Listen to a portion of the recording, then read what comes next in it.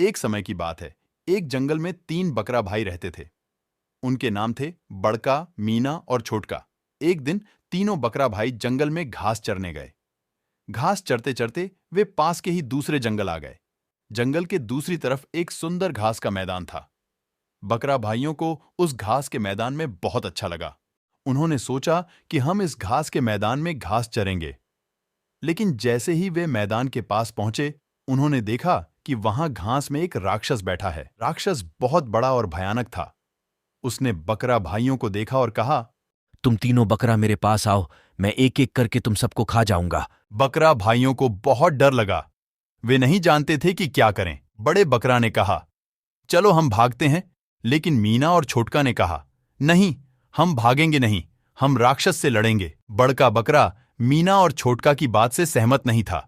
उसने कहा, तुम दोनों बहुत छोटे हो, राक्षस तुम दोनों को एक ही झटके में मार डालेगा। लेकिन मीना और छोटका नहीं माने। उन्होंने कहा, हम राक्षस से लड़ेंगे और उसे हराएंगे। बड़का बकरा मीना और छोटका को मनाने की कोशिश करता रहा, लेकिन मीना और छोटका नहीं माने। आखिरकार बड़का बकरा भी मीना और छोटका के साथ राक्षस से लड़ने के लिए तैयार हो गया। तीनों बकरा भाई राक्षस के पास गए और उससे लड़ने लगे। बकरा भाइयों ने बहुत साहस से लड़ाई लड़ी। उन्होंने राक्षस को बहुत चोट पहुंचाई। राक्षस को बहुत गुस्सा आया। उसने बकरा भाइयों को मारने के लिए अपना पूरा जोर लगा दिया, लेकिन बकरा भाइयों की जीत हो गई। उन्होंने राक्षस को मार डाला। बकरा भाइयों ने उस सुंदर घास के मैदान में घास चरनी शुरू कर दी। वे बहुत खुश थे। शिक्षा, साहस और दृढ़ संकल्प से हर कठिनाई को पार किया जा सकता है। एक दिन बकरी जंगल में घूमते घूमते एक नदी के किनारे पहुंच गई। नदी के किनारे एक पेड़ पर एक नागिन रहती थी। नागिन बहुत ही भयानक और खतरनाक थी। वह किसी को भी अपने पास नहीं आने देती थी।